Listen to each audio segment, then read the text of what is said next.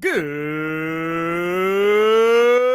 afternoon, Wrestling Inc. Get up, get going. Happy Wednesday. I hope it is drier where you're at than where it is I am at in Chicago. What happened there? I think I just had a brain fart. Hi, it's me, Nick Hausman, managing editor, WrestlingInc.com. Joined here as I am every Wednesday to talk the midweek pro wrestling news. It's our very good friend, BWO, Brian Wohl. Brian, welcome back to the Wrestling Inc. Daily. Hey, Nick, man, I gotta tell you, I am so excited for that Penta Punk match tonight. Oh, I knew you were going to bring it up. I didn't put it on the run sheet, but yeah, dude, that Suzuki Samoa Joe, it's a hot Dynamite card tonight. Oh yeah, well, I've always been a Lucha Underground fan, so to finally see Lucha Underground and WWE from back in that time come together, oh man, how fun. And I think it's a foregone conclusion that Punk's probably going to beat Penta. Yeah. Because it's just kind of the trajectory he's on. But it would be really cool to see Penta get a big win here. He certainly needed something and is well deserving of a win over Punk. Yeah, even if it's very close. I just want it to be close. That's sure. all. Yeah, no, I agree. Well, it's going to be a banger tonight, and it's going to be a banger today. We got a news block here. A lot of great stuff to talk about. Later on, if you're listening to us in audio form, you're going to hear my interview with KG Kevin Gill from GCW's The Collective. We did this on the first day. I think it was the first interview I did of WrestleMania week, and it'll just break things up. We've had so much WWE, AEW stuff. Thought we'd throw a GCW voice into the room here today. So me, KG, you, BWO. At the end of the show, everybody will dive in the mailbag. We're going to look at a tease that was on Young Rock last night about a potential Roman Reigns The Rock match at WrestleMania next year. I love it. I have a lot of thoughts. I'll table them for the end of the show. And by the way, I want to thank everybody for tuning in about an hour early here today for our live news segment. We'll be back at the normal time, 5 p.m. Eastern tomorrow, and in perpetuity. I just felt the need to go an hour early today because the weatherman says there's a 5% chance a tornado is going to hit Chicago today. And that is very, very high by Chicago standards. We did unfortunately have a tornado hit Rogers Park last summer. The weather in Chicago the past few years has gotten really nuts this time of year. So one way or another, we're going to get slammed with something big here today. I don't know if, knock on wood, we'll get a tornado, but I might lose power, might have to take the dog downstairs. Didn't want that to happen when we recorded live. So here we are a little bit early today. And thank you to everybody who's tuning in at this weird hour. Just want to put that out there, BWO. Oh man, I hope you stay safe, bud. That's scary stuff. Yeah, dude. Well, it's scary everywhere, but it's a particularly weird day. Anyway, the chat room is open. You can be like Hassan here saying hi. Hi, Hassan. Thanks for jumping in. Wherever you're at, Twitch, Twitter, Facebook, leave us a message. We'll try to bring it up on the show as we talk the news of the day here. All right, BWO, let's get to it. News you can use.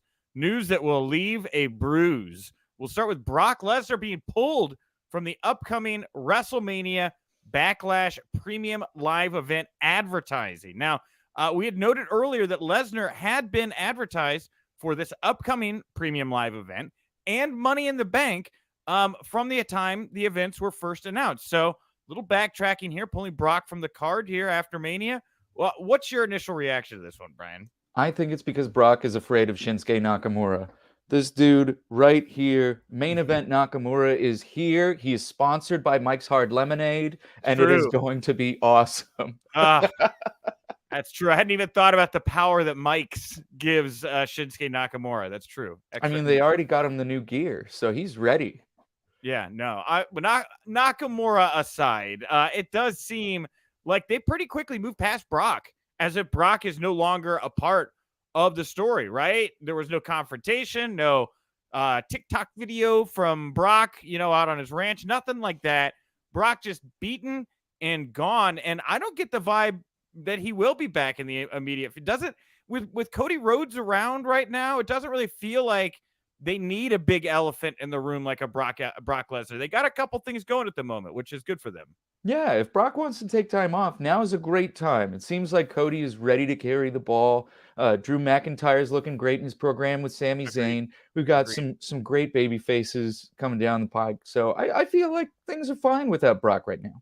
And Sammy elevated here right now after the outing with Johnny Knoxville as well. And the program and the rub he got from just, being all over TMZ and wherever else, being a part of it, Johnny Knoxville. storyline. And I think it's really cool those two are working together after Mania. I thought for sure they were going to move McIntyre right in to the next opponent to Roman Reigns. I'm glad that circumstances played out where you're getting your main event Nakamura. I don't know that he'll be in the main event for more than 6 weeks, but you're getting it. And you don't have to get right to the McIntyre thing. You could continue to build Drew in a convincing way. I'm pretty happy with the booking coming out of Mania by and large at the moment. Yeah, so far so good. Last week's Raw after Mania was a little bit lackluster for me, and I think that's why the ratings were a little bit down this week. But I don't know, the main pieces are in place for a really, really nice summer. I agree. I like the direction they're going, and you're right. It wasn't a big thing, big to do, bunch of big crazy direction surprises. There were some characters introduced. There were some hints at where we're going, and that's all it was. And I think that's all it needed to be. This year's Mania, if it had ended with the Steve Austin return instead of Brock and Roman, I think everybody would have been talking about this like it was one of the best Manias of all time. The fact that it kind of crescendoed in the middle and ended kind of flat, I feel left people kind of wanting, and I don't know how you could satiate them from there, Yeah, I still have questions about whether or not there was some sort of injury in that main event. It seemed like something went wrong. Something just seems off. Hey, the Observer was saying no, went off as planned, exactly how they wanted it. Now, I agree with you. If that is the case, who put that plan together? That was a bad plan, in my opinion. That was not a good structured match for that spot. No, not my style. Wasn't it Pat Buck, the guy who just quit? I think. Yeah, and I like Pat, and I was trying not to bring that up. Oh, sorry. Pat Buck's a good guy. No, I agree. He made a lot of other great matches. Well, Eddie Zamhari here saying Reigns and McIntyre, that'll probably be at the UK show, which seems like a safe bet, right? Right. I feel like that's the most natural progression of all these things. I thought it was really interesting. I forget his new name in NXT, but the former prospect Ben Carter. Oh, yeah. Got floated last night as coming from NXT UK to main NXT. Maybe we'll get to see him at this UK pay-per-view, because I feel like he was the guy that AEW and WWE were kind of bidding over. Yes, and that's a great pivot here as we're going to talk about NXT. I was trying to see when the UK pay-per-view is going down. When is this happening? Do we know? I think it's September. September? Let's see here. I don't know. I should have done my better research here. They already sold 59,000 tickets. Yeah. Reported September 3rd, 2022. So September, right? It'll be just after SummerSlam then, because SummerSlam's happening early this year. That's going to be on July 30th, I think, this year. I see a pretty clean trajectory here, and I laid this out to Stu Murick down in Austin Sports Talk Radio last night over a beer while we were recording for his radio show. I don't know that what I'm about to say has even been released on his platform yet, so I'm scooping myself. But I do see a trajectory here where Rollins Rhodes 2 ends screwy with Rollins cheating or doing something to pick up the win, tying them up at one apiece, and of course the pay-per-view after that, Hell in a Cell. These two guys can eat up literally a couple months of time here, warming up Cody to the audience, getting more heel heat on Seth Rollins, delivering in a Hell in a Cell match, which I think Cody would absolutely love to do. The pay-per-view after Hell in a Cell then is Money in the Bank. And now we're off into the races into the summer. I mean, right? You got if you follow that trajectory, which I think is, I might be a little off, but I think there's some merit to what I'm laying out here. I mean, you're setting up a really hot Cody Rhodes for maybe a Money in the Bank title win here, maybe a babyface call out. Maybe he waits to see how the UK pay-per-view plays out with Roman and Drew.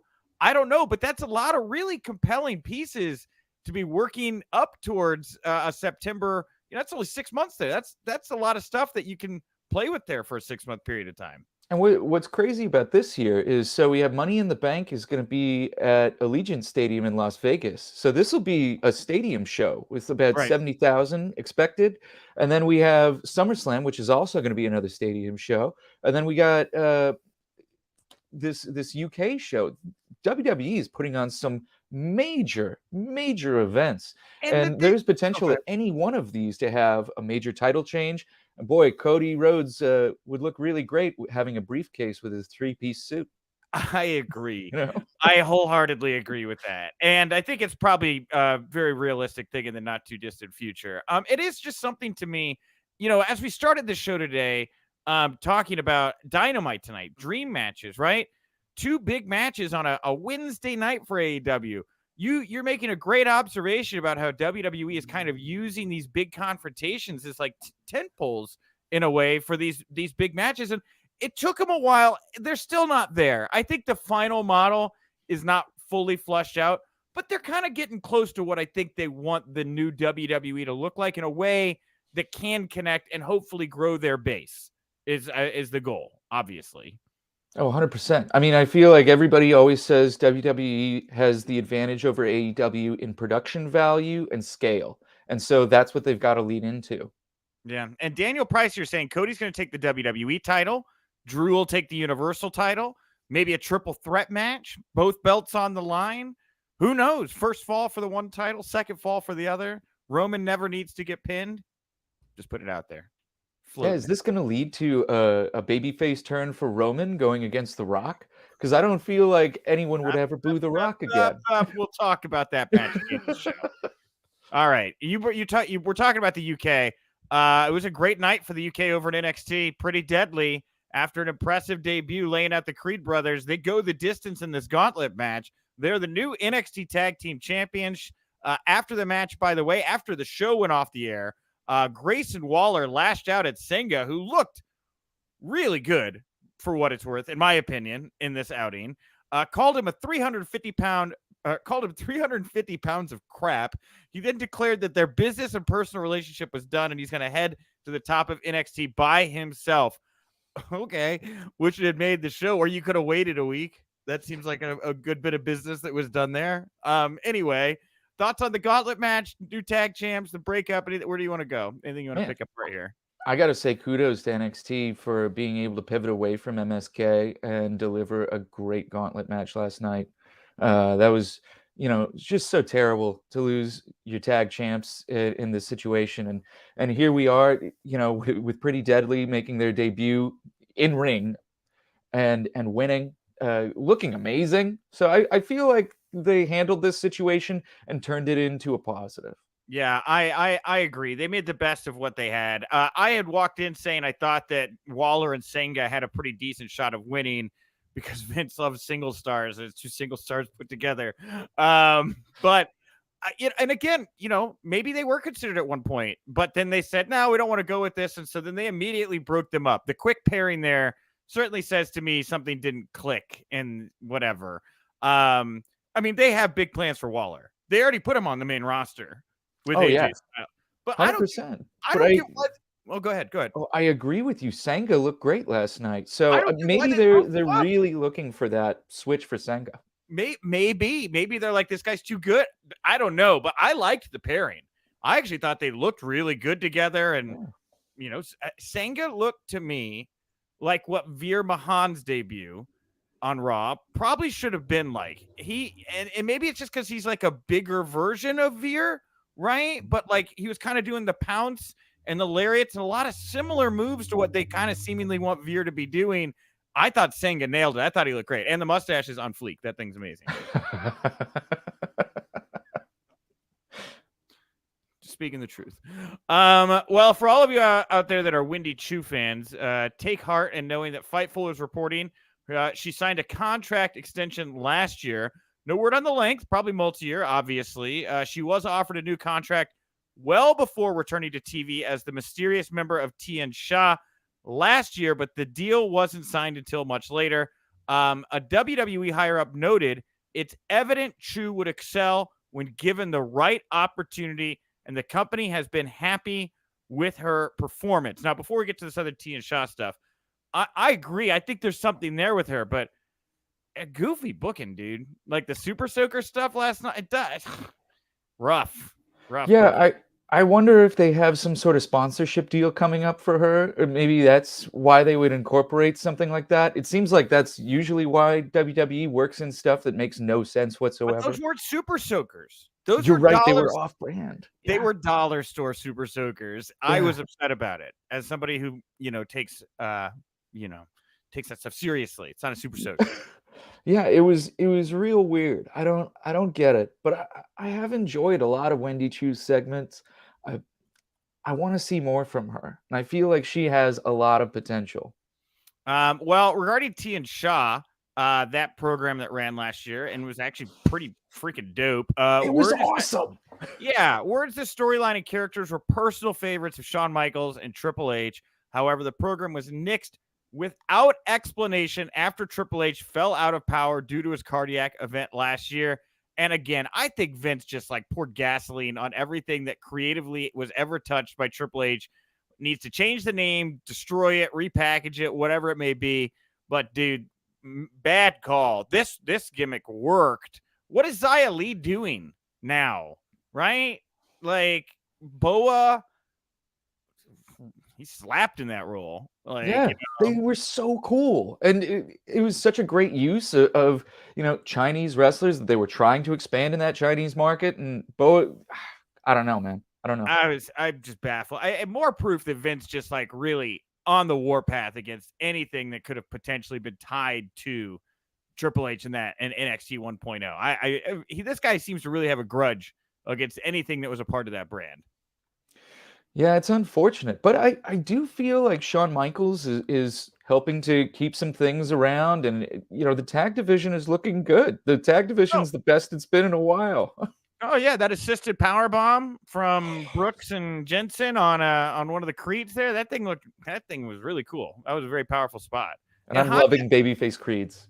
Hot Tag Wrestling Podcast asking, do we think Wendy Chu is targeted more towards kids like Nikki Ash? Maybe, but she's on the show that seems to be targeted towards adults. That's weird. It's don't forget, back this past fall when we made the switch to NXT 2.0, how much we disliked.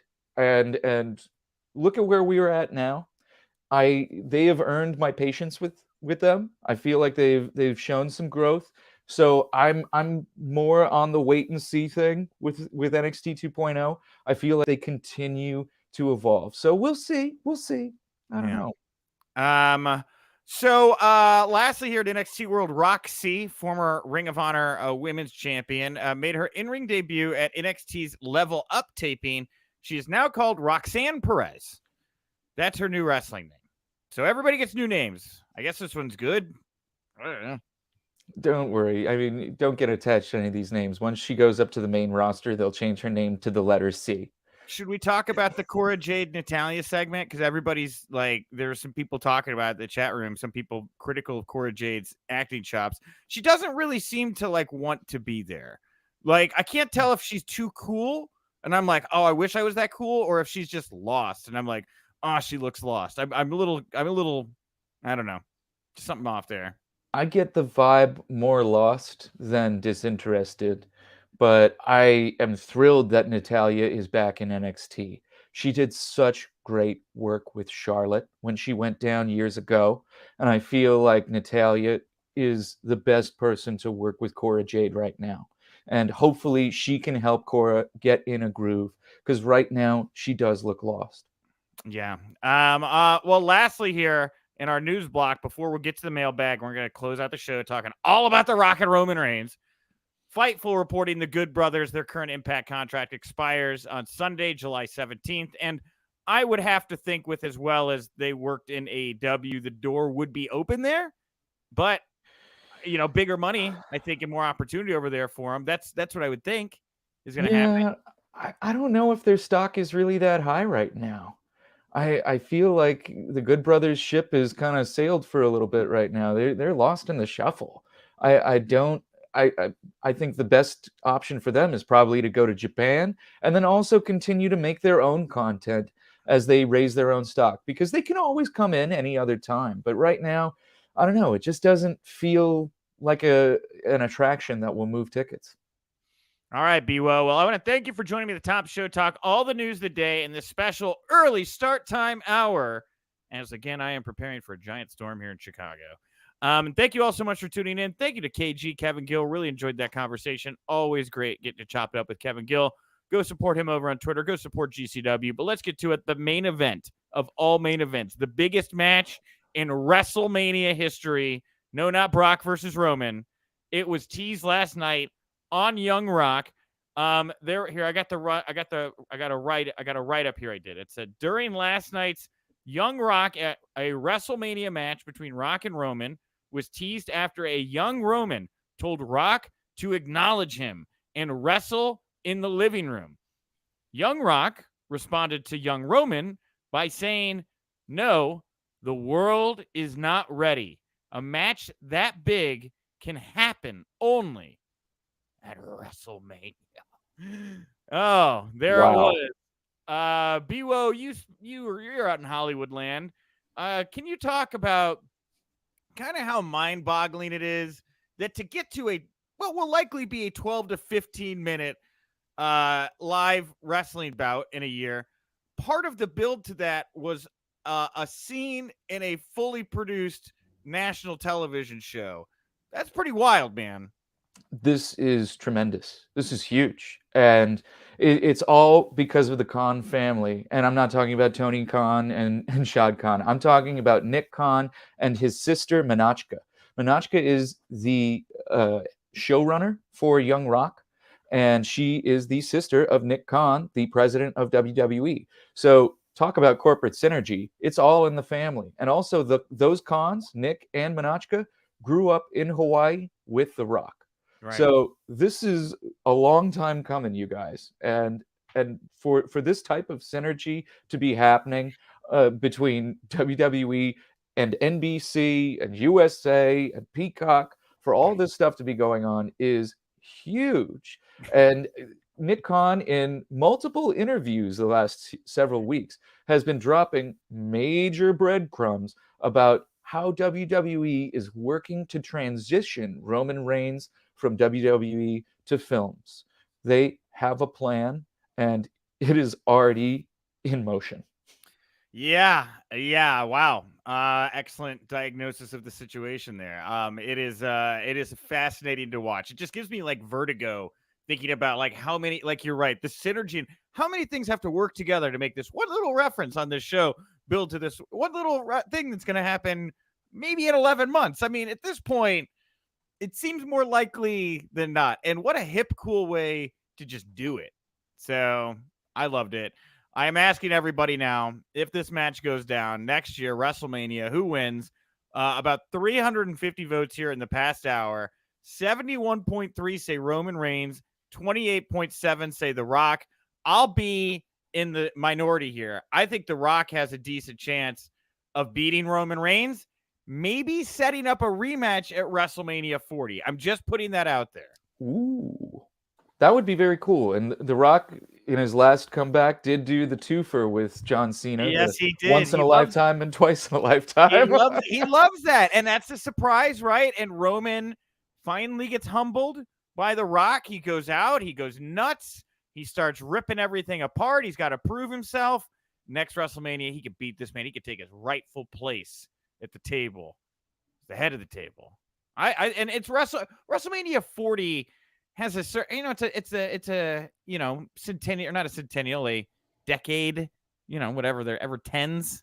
I don't know what that's called, but it's a round number. It needs a big main event. I mean, run it back, set it up. Why do it why do one Mania with these two? Why not do two? Well, who's to stop them? Yeah, I'm sure. I feel like the match will probably be very good. Roman's had so much experience with so many different types of veteran wrestlers. I'm sure he can put together a great match with The Rock. And I'm sure The Rock is excited to do this. Don't forget, when Roman won the Royal Rumble in Philadelphia the first time, who was the guy out there to help try and make him? The Rock. And everybody was booing him. And it was so intense. And I feel like this story can go all the way back to there, or you can take it all the way back to this episode of Young Rock where Roman is trying to wrestle him in the living room. Yeah. So there's a lot of meat on this bone. All right, everybody, we're going to call it a day on that one there. Thank you again to everybody once again. Please come back tomorrow. I'm going to be joined by our favorite Paul Pratt, a.k.a. Pollo Del Mar, who just hit 17,000 followers on Twitter and shared a photo where she got a big bite of Effie's butt, biting physical teeth into Effie's butt to celebrate this number. We'll talk about it. We'll talk about that decision to do that. We're going to do a mystery interview tomorrow. It will be some kind of WrestleMania week content or a new interview. We'll find out. I don't know what I want to do yet. Also, support Wrestling Inc. Wrestling Inc. We're on all the socials. Support the Wrestling Inc. Daily. We're on all the podcast platforms. And, of course, come back here tonight after Dynamite for the Wrestling Inc. podcast. It's a lot like this. It's just at night. They talk the news. They're also going to talk Dynamite. Anything you want to put over here before we wrap up the show today? Oh, well, if you guys are in the Los Angeles area, I'll be at the Hollywood Comedy this Friday at 7:30 p.m. Come on out and see me. I'm right in the middle of Hollywood on Melrose. It's real nice. And then follow me on Twitter. You can see what I'm doing this summer. I've got some really fun projects coming up. Awesome. Yes. Follow BWO. Follow me. I'm at Nick_Hausman over on Twitter. I'll talk to you tomorrow. And remember, if you winked, you didn't miss it.